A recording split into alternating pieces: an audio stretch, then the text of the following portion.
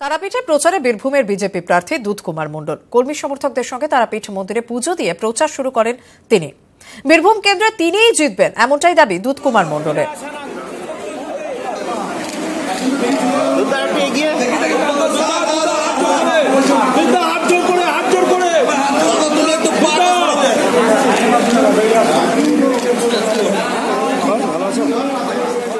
এদিকে অনুব্রত নকুল দানা দাওয়াইয়ের কড়া সমালোচনা বীরভূমের বিজেপি প্রার্থী দুধ কুমার মণ্ডলের গলায়। আরে অনুব্রত মণ্ডল নকুল দানা খাওয়াচ্ছেন লোকে, গরমে গরমে গরমে গরমে ঘুরছে, নকুল দানা খেয়ে খানিকটা তৃপ্ত হন অনুব্রত মণ্ডল। আরো নকুল দানা কারখানা খুলে দিয়ে নকুল দানা দিন, আমাদের কোনো আপত্তি নেই। অনুব্রত পাল্টা মানুষের কাছে গিয়ে বলবো যে আপনারা ভোট দিতে পেয়েছিলেন পঞ্চায়েতে, মানুষ বলছে না। দাঁড়াতে পেয়েছিলেন, বলছে না। আপনারা কাকে ভোট দিতে চান পশ্চিমবাংলার মানুষ বলছে আপনারা নিশ্চিন্তে থাকুন, আমরা সন্ত্রাসের বিরুদ্ধে বিজেপিকে ভোট দেবো। দুধ কুমার মণ্ডল আজ প্রচার করেন এবং কর্মী সমর্থকদের সঙ্গে নিয়ে তারাপীঠ মন্দিরে দিয়ে পুজো দিয়ে তারপরে প্রচার শুরু করেন এবং সেখানে গিয়ে বীরভূমের জেলা তৃণমূল সভাপতি অনুব্রত মণ্ডলের নকুলদানা দাওয়াইয়ের কড়া সমালোচনা করেছেন তিনি।